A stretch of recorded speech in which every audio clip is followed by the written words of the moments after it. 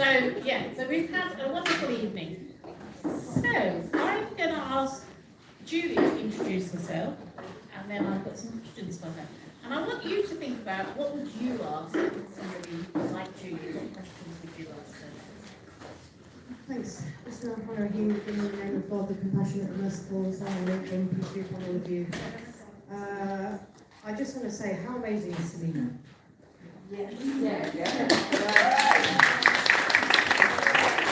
I'm not saying it lightly, I mean really. Anybody who knows Selena, and anybody who doesn't, after today you need to. Honestly, one of my favourite people in the world. Somebody who, you know, is judgment-free, always, which is so important for us as women. So many people judging each other in the world, and Selena never judges. And she's just an important person to have on your bus. So if she's not already on your bus, you need to get her on your bus. My husband keeps on saying, "What do you keep talking about this flipping bus for?" I said, "Don't worry, you won't understand. You won't get it. You won't get it." So I don't know what to say about myself, apart from the fact that I was born and brought up in Surrey.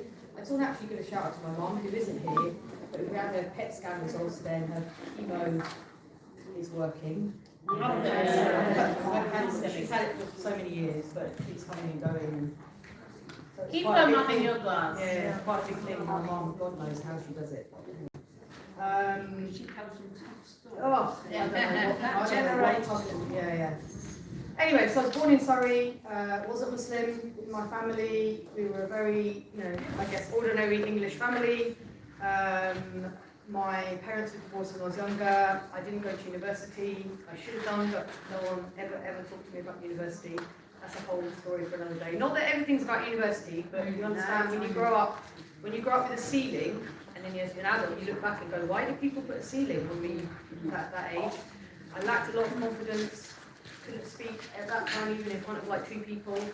I mean, really, when I started working, I couldn't face talking to anybody. But I started working early. At that point, my life kind of opened up. I worked in Staines, which is kind of West London, and it was much more diverse than where I'd grown up. So I met them from all backgrounds, all over the world. I realised, okay, there's a whole world out there that I don't know about. That isn't in my little cul-de-sac in Surrey where I grew up.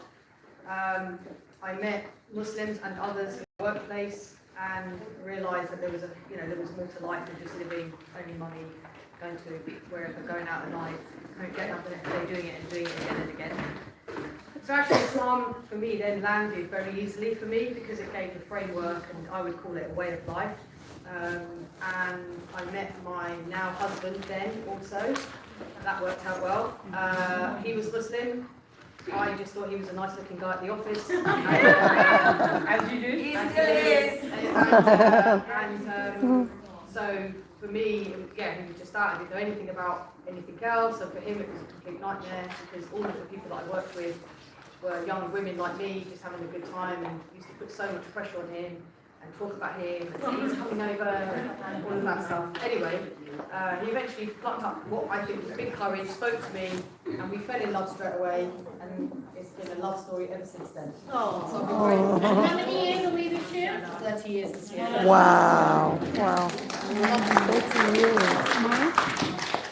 No, unfortunately, I feel very grateful. It's not been easy always. Like anyone who's been married a long time, we have these conversations.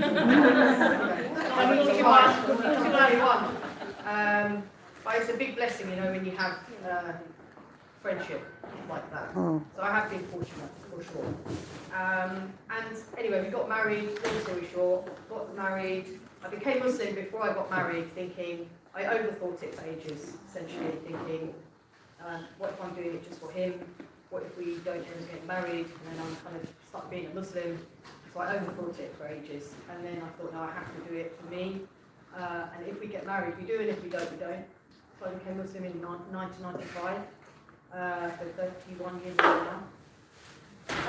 And then, thank God, through all sorts of stubbornness on his part, and talking to his family, saying, I'm not marrying anyone you're not happy with, but I'm not marrying anyone apart from her, we get married. He is stubborn, it's very funny, but it worked out at that time. Anyway, So I moved to Slough at that time, and as Samina mentioned, I got involved in community work straight away. I don't know why, because I hadn't grown up in that way, but I think it's just me. Now that I've done coaching and heard all sorts of learned all sorts of things, I realise it's a core part of me to actually be involved and serving and working with people. And so right from the beginning, I set up on this Islamic Women's group. I think maybe only Fozia, who we just met after a long time today, will remember it, and Selena as well. I don't know if anyone else was around at that time. You're all too young. We started a Muslim women's group here. I had no idea what I was doing. We kind of made it up as we went along. But essentially, right from then till now, the thing that always drives me is women connecting with women. And of course, I can tell you that every single one of you in this room has a story, stuff that's happening, stuff that you're carrying right now, me included, Selena included, everybody. Some people have lots of stuff that they're carrying. And what often happens with women is they just carry it and keep on carrying it and living their life and serving others and giving to everybody else and not looking after themselves. And then come to maybe 40s, 50s and realise, what the heck was my life about? And I don't want people to figure it out when they're 40 or 50. I really think it's important that people figure themselves out much earlier in life. And I think the core thing about that is, don't rely, and I mean this really sincerely, do not rely on anybody else to make you happy apart from yourself. And it sounds so obvious, and I've just mentioned I've got a good marriage, I've got kids, I've got lovely family, my family